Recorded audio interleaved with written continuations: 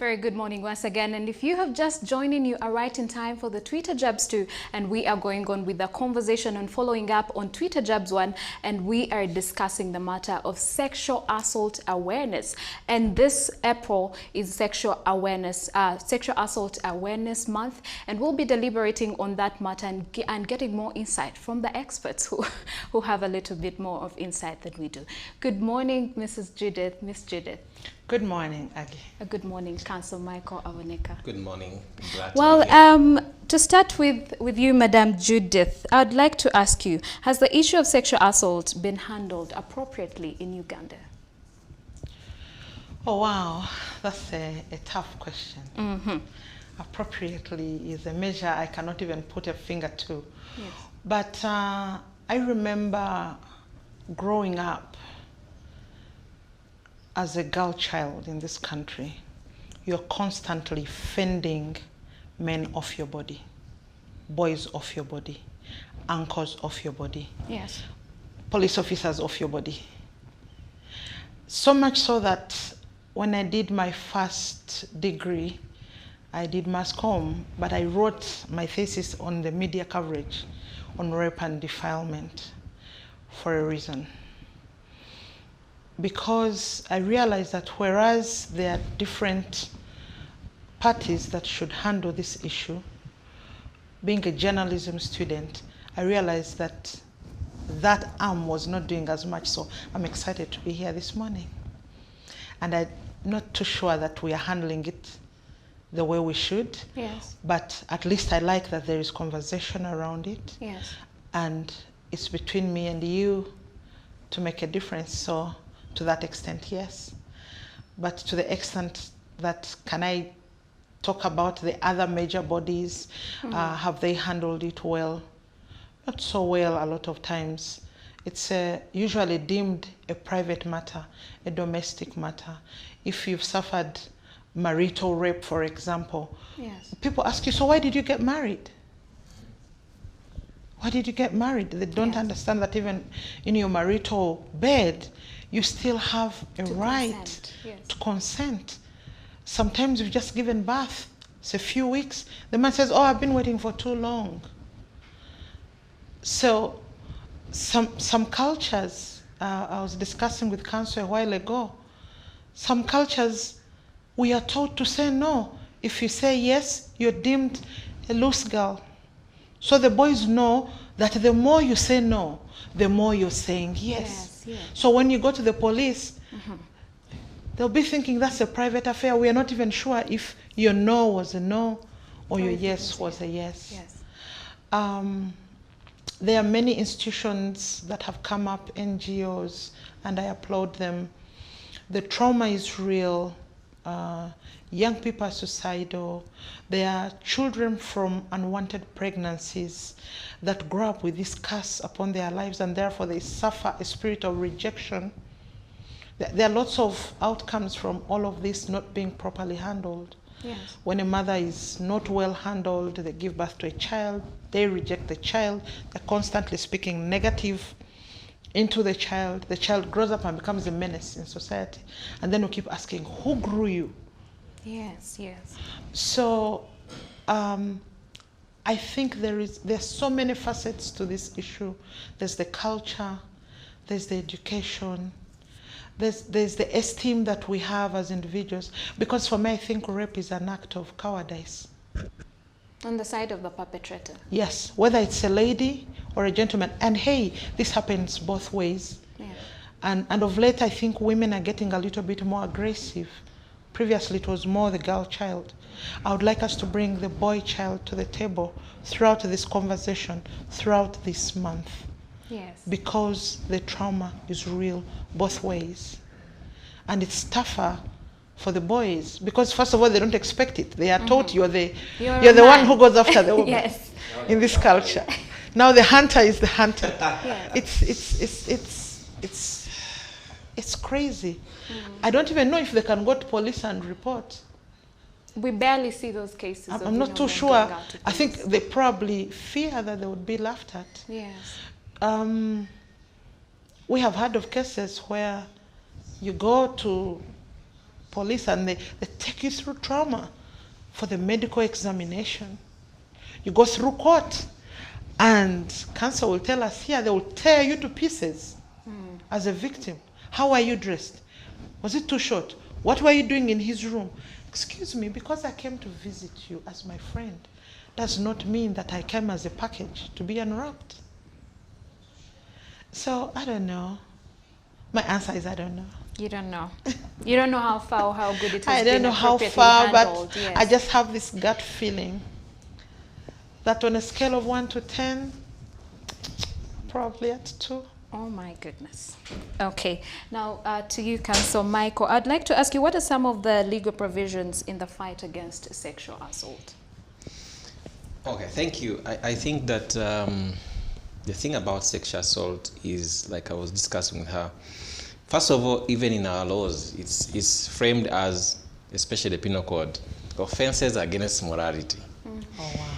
And it's difficult to legislate against morality. Not every moral issue should be a legal issue. But sometimes some issues become, some immoral moral issues now translate to become law. And each time I read this, I'm like, okay, these are offenses against morality. Now you have rape under the penal code.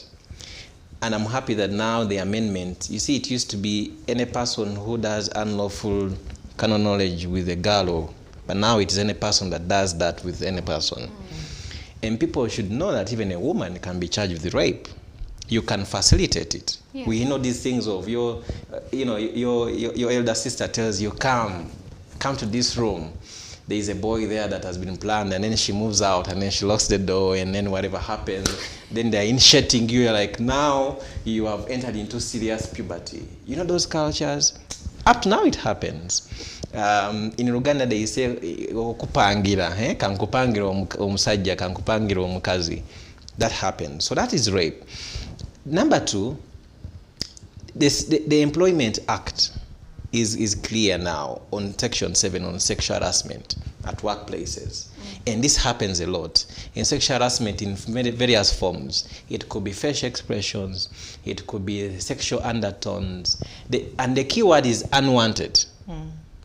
Unwanted sexual undertones, unwanted winks, unwanted sexual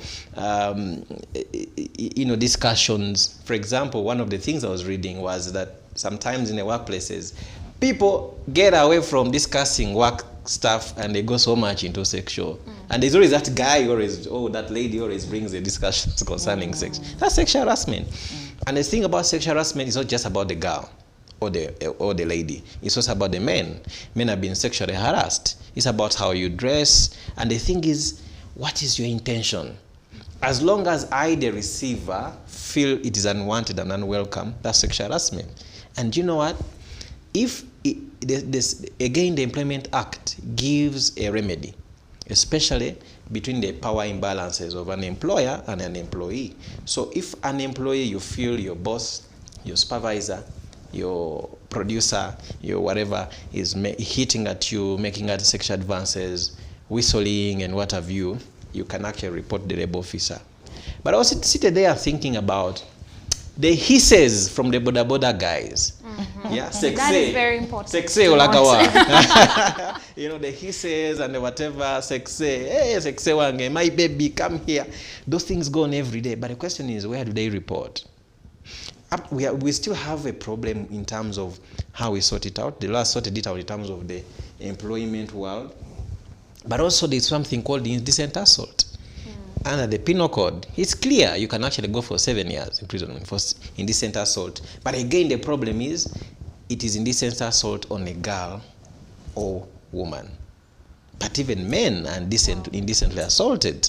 Someone comes and they quickly remove this button, and you're like, but that blouse is supposed, those things happen. Same for the men. So women out there should know that those hisses, those whistles, you can actually go to police and report, and that person can be taken on for indecent assault. The other law which people are contesting is the Computer Misuse Act, especially Section 25. And I've had chance to prosecute it.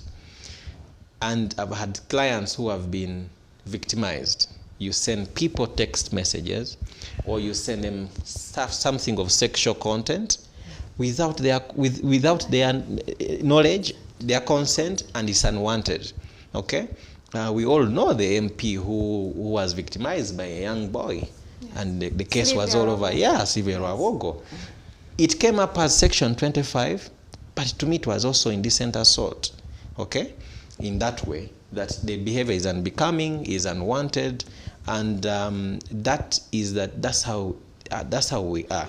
So now the Sexual Offences Bill, Parliament passed it. I hope probably the President will assent it. I'm not sure whether he has. And one of the things it speaks about is to actually bring all these things we're talking about. One of the things is people come and detain you, or they say, come at we're having a housewarming party, etc. You are in there, they lock you in an attempt to have sex with you. And of course now it's providing for that. Of course we have attempted rapes, we have, sexual assault is in many ways. There's the harassment, then there's the defilement, the rape. Mostly it is about the sexual violence. But we must not forget that this is not just about girls or women. It's also about boys nowadays, and also men, a lot. So the laws are there, but the most difficult thing always is the evidence. How does someone preserve the evidence of a sexual activity? But the law now is broader, that a sexual organ, it may not just necessarily be beyond a sexual organ, it's a sexual object. And the law developed, and especially from especially the Gashasha courts in Rwanda, when the genocide happened, people were using objects to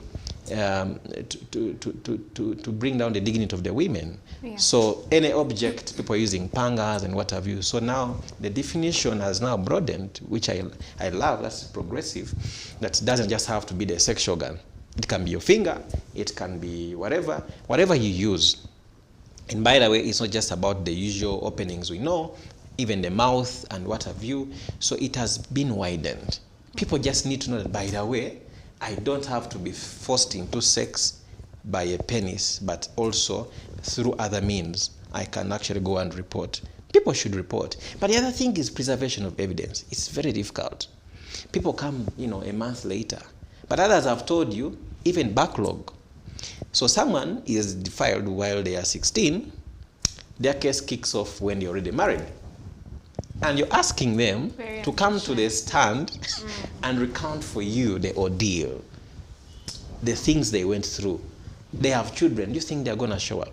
That's why most of them collapse. Definitely. So there's a lot of work we need to do, especially in the judiciary side. Sometimes it is difficult to prosecute a case and get a conviction. Even when someone did it, there is no evidence of sex. There is no evidence, because most of these are matters that are private. Yes. But the law is there, it's progressive, but it's about the practice of the law and how genuine are we. But also it takes the society.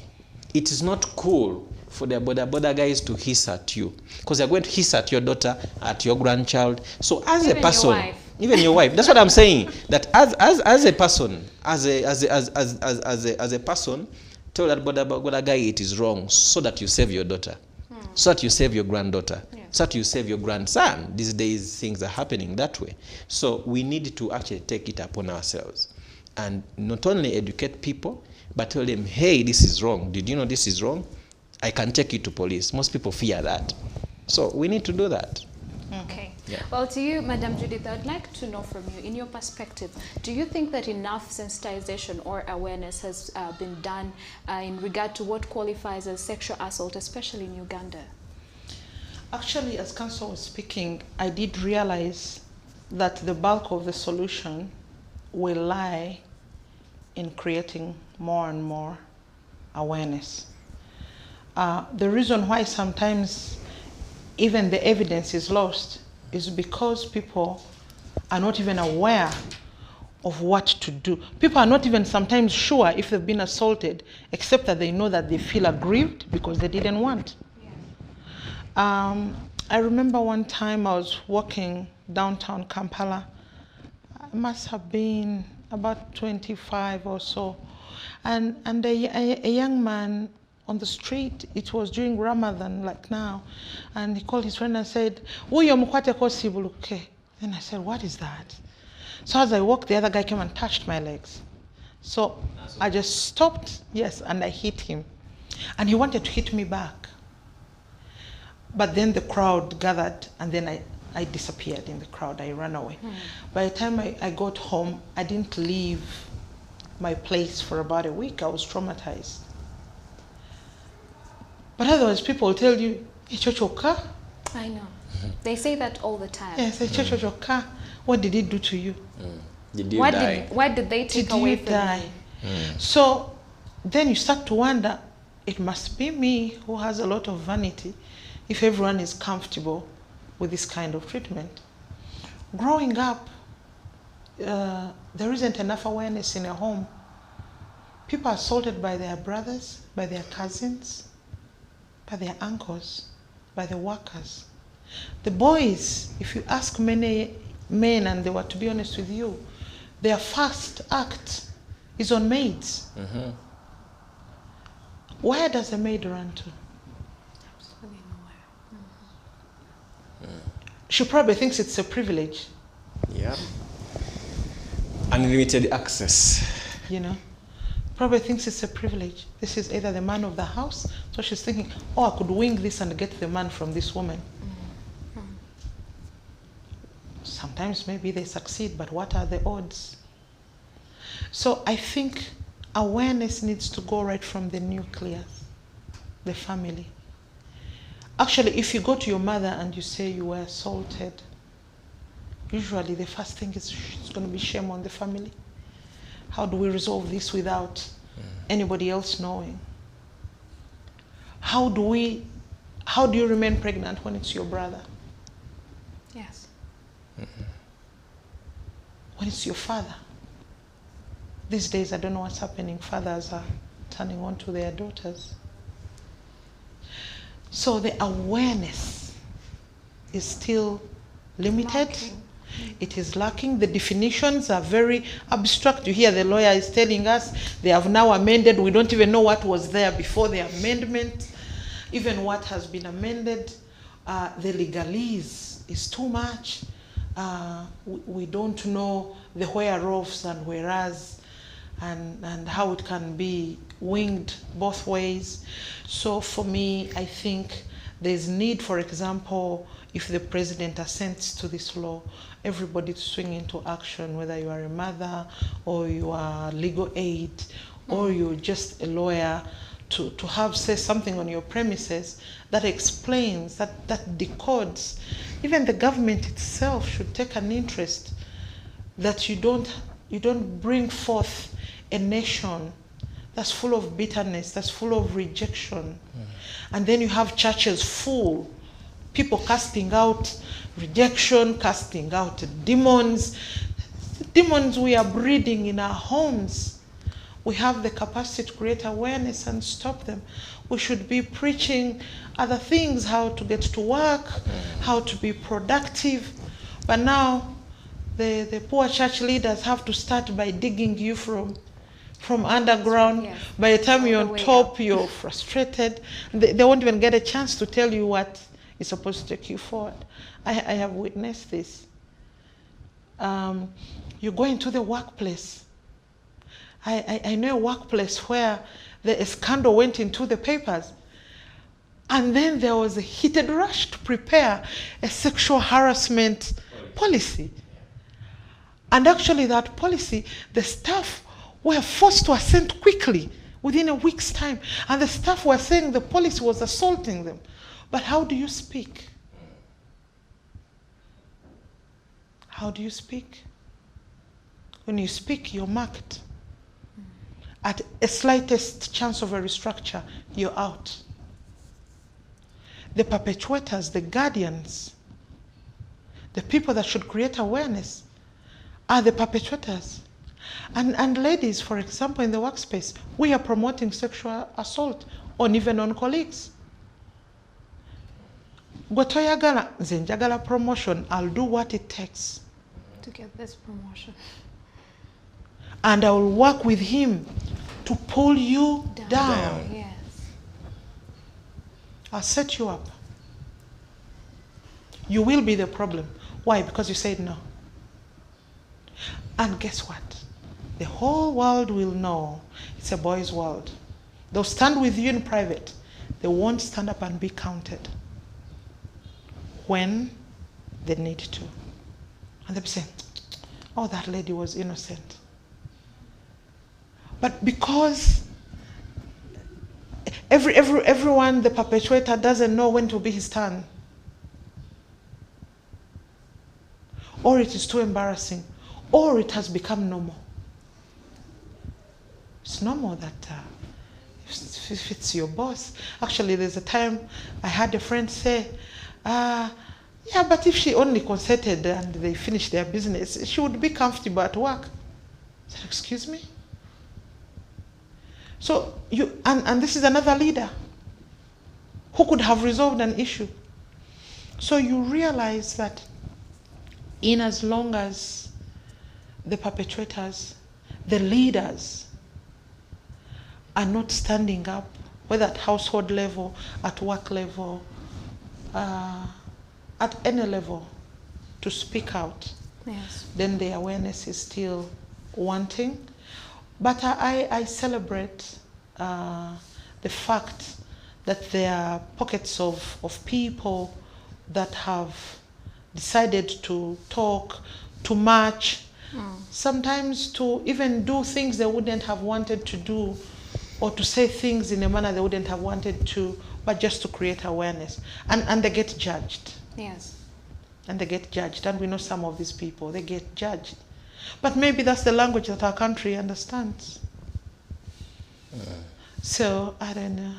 This is a very intense conversation, but let's get back, to our communities, our workspaces, and, back in our families. How have we as a community or as a people contributed directly or indirectly in this vice?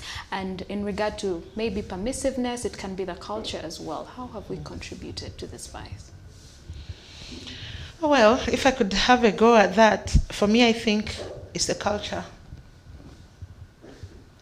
A culture where a girl child has been raised with certain roles and a boy child with certain roles. I used to ask my mom, she would tell me, I grew up an only child, she would tell me, don't go out to play with the boys. Because they're bad people. I used to play with them. Yeah, I used to play They're with them. beasts. Yeah. And until I got my message, I was about 10, and so she panicked. She came home and she said, I'm going to kill you. I said, what have I done? She said, if I see you playing football with those boys.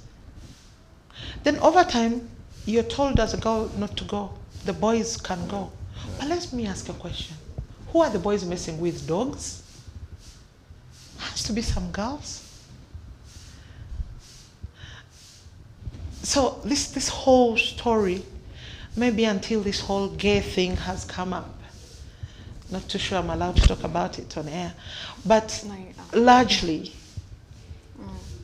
there's double standards in our culture. The Sengas are taking the little girls and teaching them to stimulate themselves at that young age, and at the same time telling them don't go. How does that work?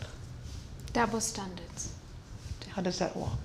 So that's my take, that right from our culture, whether it's at home again, whether it's etiquette, how we carry ourselves, there's a lot of double standards. There's a lot of what we show and who we truly are.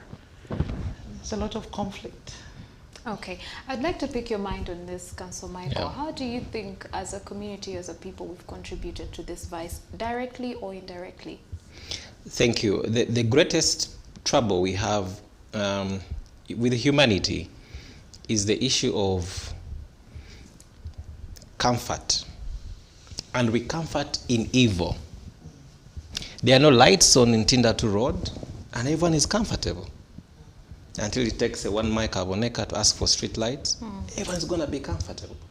I don't know why we are comfortable with evil. And it is just our bad culture. The oppressor determines the level of which the oppressed will determine the level of the oppressor. Yeah. The more you keep quiet, the more they oppress you. Be like that rabbit. Even when it met with a lion, it says, I'm going to put up a fight. At least I won't go eaten without a fight. That's what we need. Yes. And you see, girls are being taken to be Sakate. Who is taking the boys? We're empowering the girls that, we're having all these talking signposts at school. But who is telling the boys? Who is empowering the boys? Who is preparing them? Who is telling them that don't touch your sister? But you're telling the sister, don't let the boy touch you. We need to stop these double standards. And I keep, by the way, talking about discussion. We cannot have a conversation about women equality, about the girl child without the boy child, conversations, without the fathers in the room. I got to this discussion, so-called feminists, and we are discussing all about men are bad, men are trash, but there are no men in the room. They are absent. So we need to get real. Even in our own homes, you come out, you're a CEO of a feminist organization, but what your practice is different. What are the kids going to take you for? So in society, we have to say this is not who we are. We need to be who we are. I'm dealing with cases where we're investigating so-called men of God. Why do they pride in young girls anyway? I keep asking myself, I have so much on my tray. Why is it about young girls? And there's a lot of sexual child abuse going on, both boys and girls, and unfortunately same sex. Yeah. So I think that as a country, we need to do the right things. Let us have the judges, let us have whoever, whatever means you can, to speak against these vices, but also correctively to speak to our people. Lastly, we have left our children, this permissiveness, to be taken care by other people. Yes. The border guys know how much school fees your child must pay. They know when they must be picked. They know the school days, and the parents don't know. They are busy making money, building apartments, but for who? So the level of permissiveness, we are comfortable with the evil. We no longer want to participate. And because you don't want to participate, your children is being participated. The stuff that is happening in those international schools, the level of drug abuse. Because you see, once people are mentally disorganized, once the moral fabric is broken, what will you see? Sexual violence. People are using drugs, no one is caring, and everyone is keeping quiet. There's a lot of rot going on in schools. You saw the report. Parents and kids are also abusing drugs. So what do you expect? So it will be, so a person thinks that if you have a boyfriend and they never touch your breast, then they don't love you. Yes. Because they have told them that way. But we need to breed a new crop of Ugandans, a new crop of people who think that, by the way, you should only do this with consent or after you get married. We had the so-called Glovimo movement. I don't know if they are still there. But as I wind up, for me, even us as individuals, at workplaces, the law says if you have more than 25 employees, you should have a sexual harassment policy. I have worked with many organizations, yes, and I've even volunteered and drafted the policy. They never took it up. Because why? The bosses are the beneficiaries. Absolutely. They are the scavengers. They are scavenging on their, on their predators. So the thing is that, much as it is private, please speak out as a victim. I like this lady Samantha. Now the case is at the industrial court. Sometimes people, yes, they will victimize you. You will lose the job, yeah, but in your heart you will be comfortable. There's something called the carpet interview. I don't know if you've heard about it in this country. I've heard about it. Now, the thing about the carpet interview is it is to let you in, but you must maintain your job. Yeah. So it has to be a continuous process. Yes. So the user and the used, they are all doing something that is wrong, but because you have to keep your job.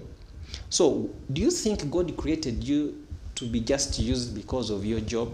Do you think you're created just to facilitate someone's job? You have your own vision. So we have to self-determination, we have to rethink and have more of these sessions everywhere. But it's the responsibility of every parent, every guardian to talk to and to talk against. Yes. these things and their children. Well, this conversation could go on and on, but I would like to get your parting shots, especially from you, Miss Judith. What would be your parting shots in regard to commemoration of the Sexual Awareness Assault Month? Well, for me, even beyond the assault, I think sexuality and sex have been overrated in very many ways and therefore oversold. But the repercussions have not been well positioned, whether it's in marriage or elsewhere.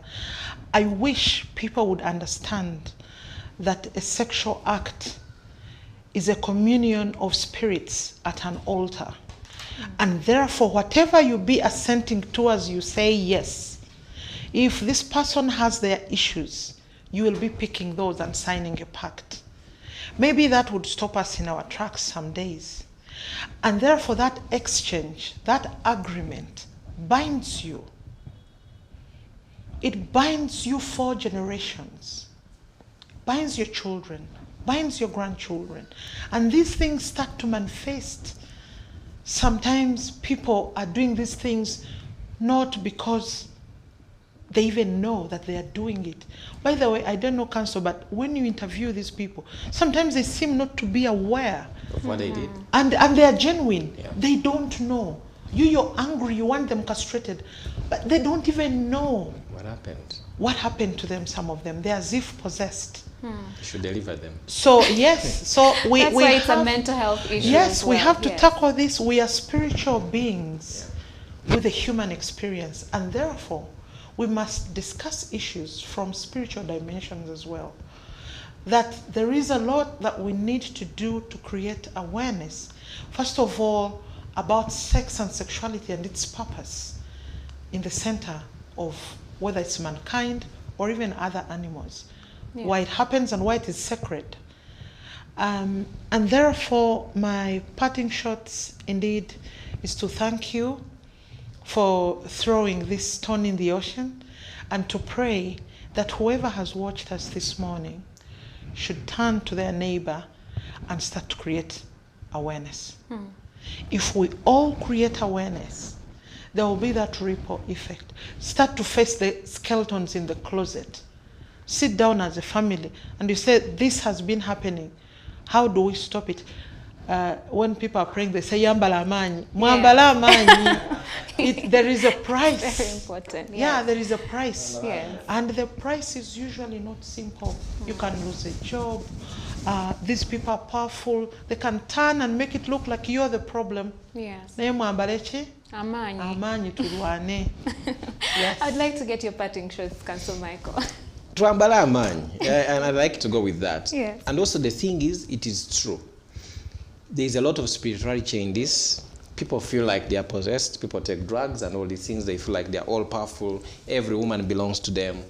But the thing is, guys, leave the children alone. But when even you go for the adults, please make sure there is consent. Yes. No one should force anyone to themselves.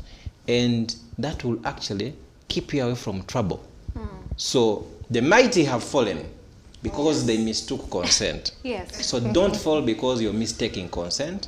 And tread deco. Yes. Okay? Take your time. Only go for the adult and only if they have consented. No one is refusing you. So do that and you'll be safe.